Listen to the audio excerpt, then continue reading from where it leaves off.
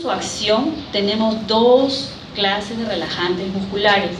Tenemos los no despolarizantes o antagonistas o competitivos. No despolarizante porque no se produce despolarización de la membrana muscular. Entonces, estos, ¿por qué son antagonistas? Porque son todo lo contrario que la acetilcolina. ¿Qué hace la acetilcolina? Se une en la unidad alfa, ¿no? Este no se une, lo bloquea, compite con llegar al receptor con la acetilcolina. Es como el juego de la silla, ¿no? Que ponen 3 sillas, 4 concursantes. Quien se siente primero bloquea al otro que ya se queda en el área. Igualito es acá, ¿no? Esas son las sillas y viene este concursante, ocupa y la acetilcolina se queda en el aire. Entonces esos son competitivos. Y el otro tipo de relajante muscular es el despolarizante. Quiere decir que sí ocupa las subunidades alfa y es agonista, quiere decir que es similar a la acción de la acetilcolina, que es el neurotransmisor. Pero ya vamos a ver más tarde por qué no se produce la contracción, ¿no es cierto? Si se une a la unidad alfa, debe contraer el músculo, ¿no? Para abrir el canal, pero en este caso no es. Entonces se llama despolarizante porque sí se une a los receptores y es agonista porque es semejante a la acción de la acetilcolina. ¿Me entienden hace un momento ahí? Ya, veamos a los relajantes musculares despolarizantes. Y el representante de el rey del mambo, como decimos nosotros, de los despolarizantes, es el único relajante muscular despolarizante, repito, despolarizante, succinilcolina. Entonces, la succinilcolina es un agonista de la acetilcolina, repito, la succinilcolina es un agonista de la acetilcolina, o sea que actúa casi igual, parece. Entonces, esta succinilcolina se une a los receptores alfa y produce en una primera fase, como se une a los receptores alfa, va a despolarizar en un mayor tiempo, pero esa despolarización que causa no va a producir una contracción verdadera, como uno puede ver, una contracción muscular verdadera. Lo que va a causar ella en primera fase va a ser fasciculaciones.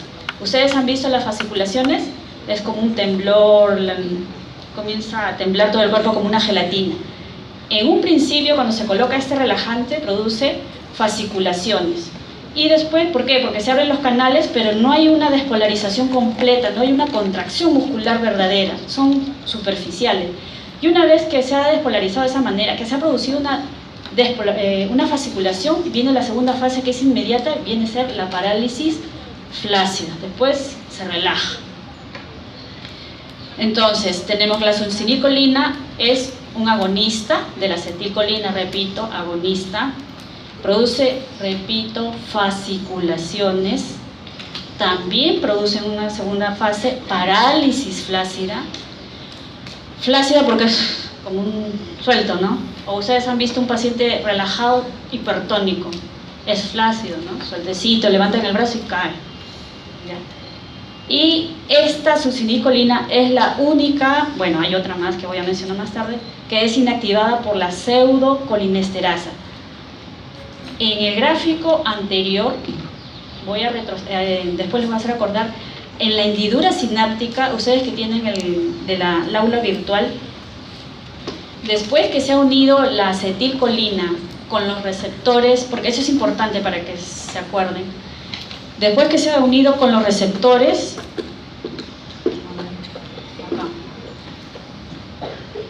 no se va a quedar la acetilcolina eternamente unida a los receptores. Se libera de los receptores y se cierra el canal y ya no produce contracción, y esa acetilcolina va a quedar libre en la hendidura sináptica, y es a ese nivel que la acetilcolina es degradada o inactivada por la acetilcolinesterasa, que es otra enzima, y a su vez esta acetilcolina se divide en acetato y colina y nuevamente continúa el ciclo. Entonces tenemos que el sustrato o componente que inactiva la acetilcolina es la acetilcolinesterasa. Repito, acetilcolinesterasa inactiva la acetilcolina. ¿Por qué regreso a este gráfico? No les mencioné anteriormente, porque la succinilcolina, que es agonista de la acetilcolina, o sea, es parecida, también tiene alguien que lo inactiva, que es la pseudocolinesterasa, como les mencioné en el gráfico anterior. Bueno, en el siguiente. Ahí está. Mientras que la acetilcolina es inactivada por la acetilcolinesterasa, esta es inactivada por la pseudocolinesterasa. Acuérdense que pseudo es falso, ¿ya? Falsa colinesterasa, porque la verdadera es la que actúa sobre el acetil, ¿no? Les he dicho, en medicina hay mucho término latín, griego, ¿no? Ahora veamos al otro grupo, los relajantes musculares no despolarizantes. Entonces, estos de acá son competitivos, son antagonistas de la acetilcolina. Repito, son antagonistas, son competitivos de la acetilcolina.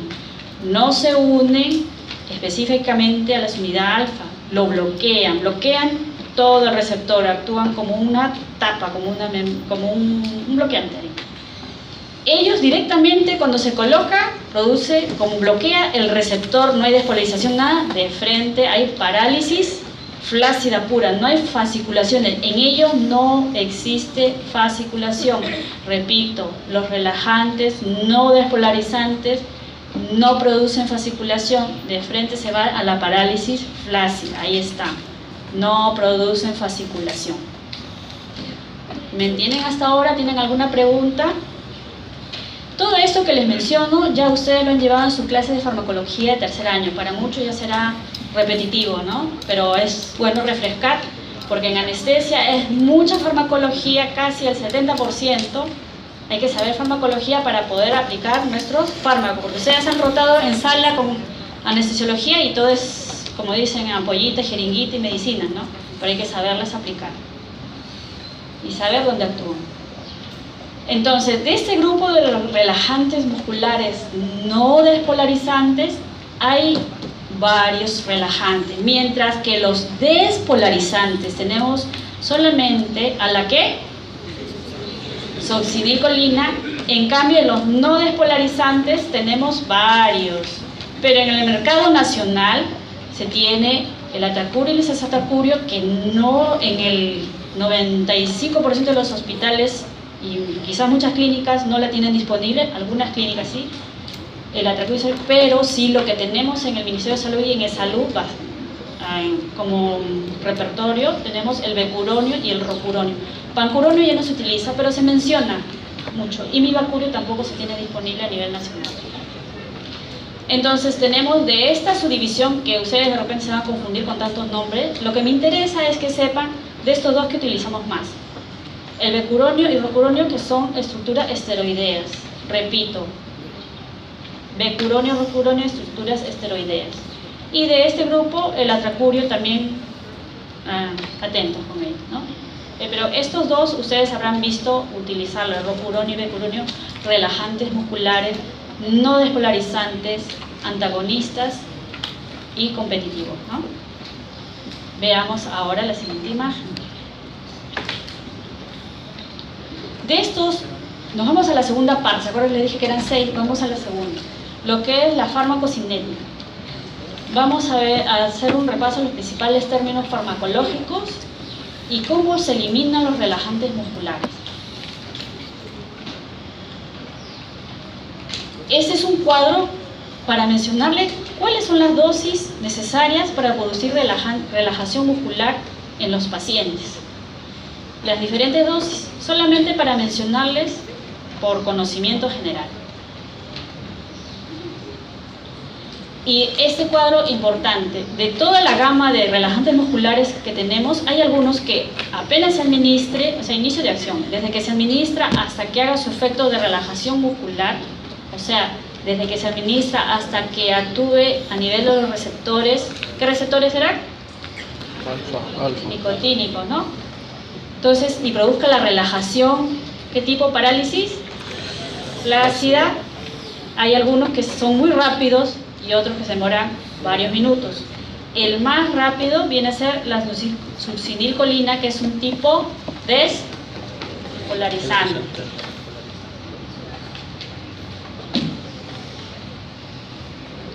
Y la duración clínica de los relajantes musculares. Hay algunos que tienen su duración más de 30 minutos, 10 a 30 y menos de 10. ¿Qué quiere decir la duración clínica? Desde que se pone el relajante muscular hasta que el paciente comienza a recuperar la fuerza muscular. Entonces, de todo este grupo de relajantes, el que su acción es más corta es la succinilcolina. Repito, su acción más corta es la succinilcolina. Estos para que tengan referencia, cuánto demora nada.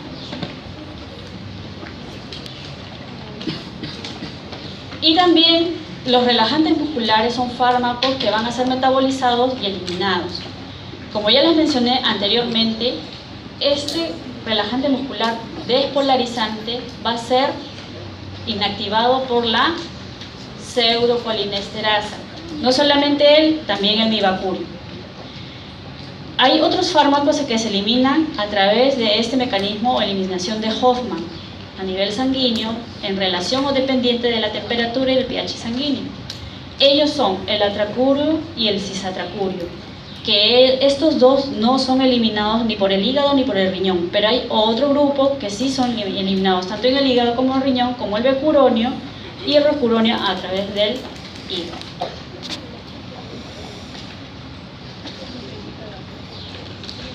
¿Cómo podemos saber si el paciente tiene efectos de relajante o no? Tenemos dos maneras de saber, y eso es la monitorización.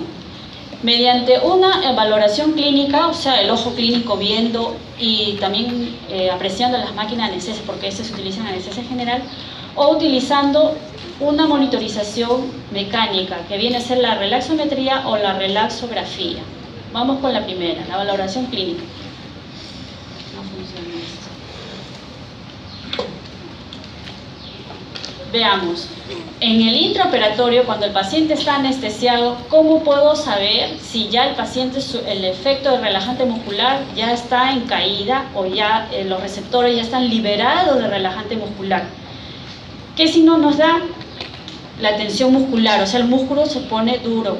Ustedes habrán escuchado que el cirujano dice, está duro el paciente, relájalo, porque ellos no pueden hacer aperturas, separar las estructuras musculares por esto mismo, porque el relajante ya pasó su efecto. O cuando el paciente a plena cirugía comienza a respirar, o ustedes habrán escuchado que dice, el paciente está pujando, dice el cirujano, ¿no? Porque ya el paciente ya ha cobrado fuerza, su musculatura respiratoria, o porque en los monitoreos de la ventilación mecánica, el bucle ya, o la monitorización que uno ve, ya va alterándose las presiones o los cambios en el circuito respiratorio.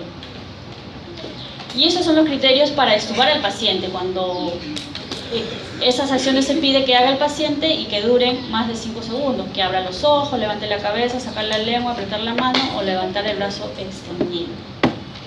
Entonces, repito, un signo que el paciente ya está con menos acción de relajante muscular o casi nulo es cuando comienza a haber una respiración espontánea. Repite, respiración espontánea. Y la otra manera de monitorizar la acción o aún el efecto de relajante muscular es la relaxometría. El método que más se utiliza es el tren de 4, el TOF. Repito, el TOF, tren de 4. Bueno, estas son las imágenes que se pueden apreciar en la monitorización de la relajación muscular. Este tipo de monitorización requiere de la aplicación de una estimulación eléctrica. No es química ni física, es una estimulación eléctrica. Este aparatito emite descargas eléctricas, repito, eléctricas, que va a estimular una fibra nerviosa. ¿Qué tipo? Motora, porque la contracción se produce por nervio motor, sensitivo no, repito, nervio motor. Entonces se hace una descarga en este nervio motor, se puede utilizar esto a ese nivel, el nervio cubital. Este nervio cubital va a inervar un músculo que va a producir la aducción del pulgar. Entonces, hay una descarga eléctrica a este nivel, descarga del cubital, y el músculo, en este dedo se va a colocar un sensor y si el paciente está con efecto relajante no va a mover para nada el dedo. Y no se va a ver estas 4 descargas, porque se produce 4 descargas y se ve el movimiento del dedo y un gráfico al final. Entonces, de todo este cuadro, lo que me interesa que ustedes tengan en cuenta que hay para monitorizar la relajación muscular, en lo que más utilizamos es el tren de 4, repito, tren de 4 o TOF, y se hace una descarga o una estimulación eléctrica en un nervio motor.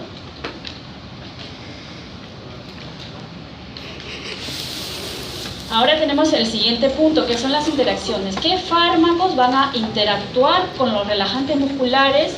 Como vemos acá, potencian el efecto de los relajantes. Quiere decir que actúan más tiempo, se potencian, están más relajados los pacientes. De todo este cuadro, lo que me interesa que ustedes sepan es que los anestésicos volátiles tienen una potenciación muy intensa de los relajantes musculares. Pueden hacer que prolongue su acción más del tiempo, como les enseñé en el cuadro anterior, del tiempo de acción. Entonces, repito, los anestésicos volátiles tipo sevoflurane, deflurane, en este caso sevoflurane que tenemos usando, va a prolongar la acción o potenciar la acción de los relajantes musculares. Y otro viene a ser la hipotermia, o sea, el paciente, si está hipotérmico, su metabolismo va a estar más lento y la eliminación de los relajantes musculares va a estar más prolongada. Repito, ¿quiénes van a potenciar más la acción? De todo este cuadro tenemos los anestésicos volátiles y la hipotermia. ¿Ya?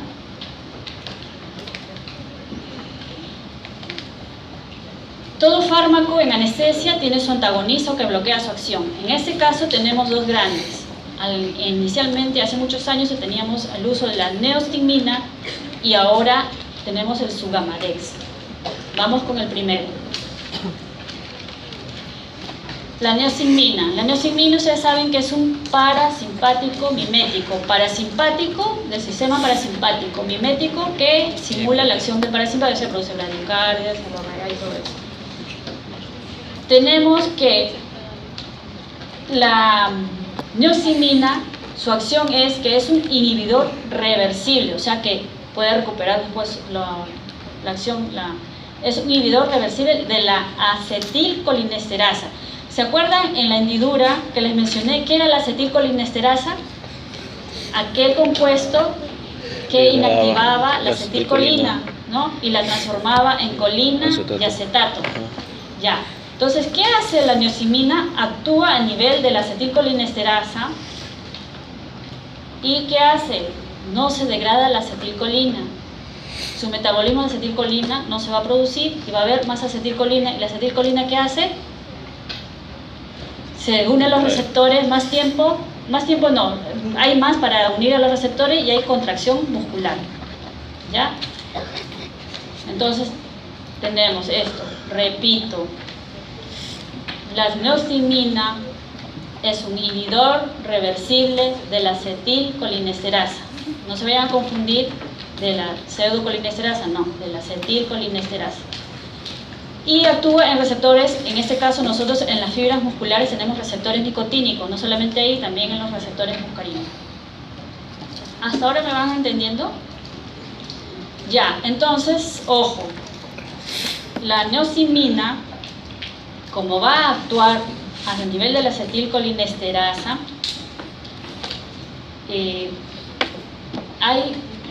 va a actuar en varios relajantes musculares, excepto en la succinilcolina.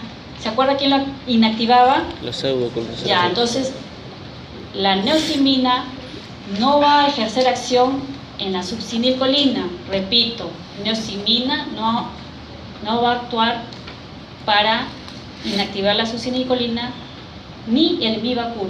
Los demás sí. Repito, la neostigmina no en succinilcolina ni Mivacur. Y el otro antagonista del relajante muscular, que está recientemente en el mercado ya hace 10 años más o menos, es el Sugamadex. A diferencia de la neostigmina que actúa a nivel de la acetilcolinesterasa, su Gamadex no actúa a nivel de la acetilcolinesterasa. Lo que hace es que se une a dos relajantes musculares, porque se ha hecho estudio y en ellos se ha visto la efectividad que tienen, en el rocuronio y en el becuronio. Repito, el Sugamadex tiene su acción específicamente en los relajantes musculares tipo no despolarizantes, becuronio y rocuronio.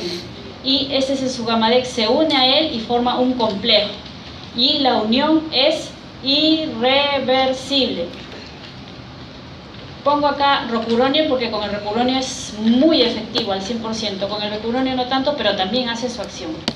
Entonces tenemos el Sugamadex, forma un complejo con el rocuronio y becuronio, y eso es un reversor irreversible y no tiene efectos en la acetilcolinesterasa. Repito, no hay efectos de acetilcolinesterasa útil con el becuronio y el rocuronio. Ahora, ¿cuáles son las indicaciones para usar el relajante muscular? Tenemos que esos relajantes musculares, ya para su acción en sí que queremos que se produzca, queremos que produzca una parálisis flácida. Ya les dije por qué es flácida, ¿no? Que esa parálisis sea reversible. ¿Qué musculatura queremos que tenga parálisis flácida reversible? La musculatura esquelética y de por sí la respiratoria. No vayan a confundirse con musculatura visceral, ¿no? Las vísceras es otro tipo de musculatura, ¿no? Músculos lisos, ¿no? Acá estamos hablando de musculatura estriada, esquelética. Y también es útil para relajar los músculos respiratorios y el paciente se deje llevar suavemente para la ventilación asistida. También lo utilizamos para facilitar la intubación orotraqueal y, por ende, una intervención quirúrgica a nivel abdominal o torácico. Entonces, tenemos ahí. Asimismo, hay que recordar que los relajantes musculares, como ustedes se acuerdan en el primer gráfico, ¿dónde actúa? A nivel de la placa mioneural. Entonces, esa placa se encuentra en los músculos. ¿Y hay músculo dentro del cerebro? No hay. Entonces, por ende, este relajante muscular no, ¿qué dice? Suprime la conciencia ni el dolor. Repito, los relajantes musculares no suprimen la conciencia ni el dolor. Por lo tanto, cuando se tiene que aplicar los relajantes musculares, primero, como ustedes han visto en las prácticas, debe combinarse con un hipnótico para el uso en anestesia general y también el uso de analgésicos. O sea, al paciente hay que colocarle el relajante cuando ya ha perdido, como se dice, entre comillas, la conciencia, ¿no? El estado de vigilia. ¿Alguna pregunta? Ahí tenemos la fuente de información. Ustedes ya lo tienen en la aula virtual. Si quieren hacer alguna consulta, lo tienen disponible. ¿Alguna pregunta? ¿Han anotado bien lo que les he dicho? Repito, ¿no? Ya. Después no pregunten, ¿no? Muchas gracias.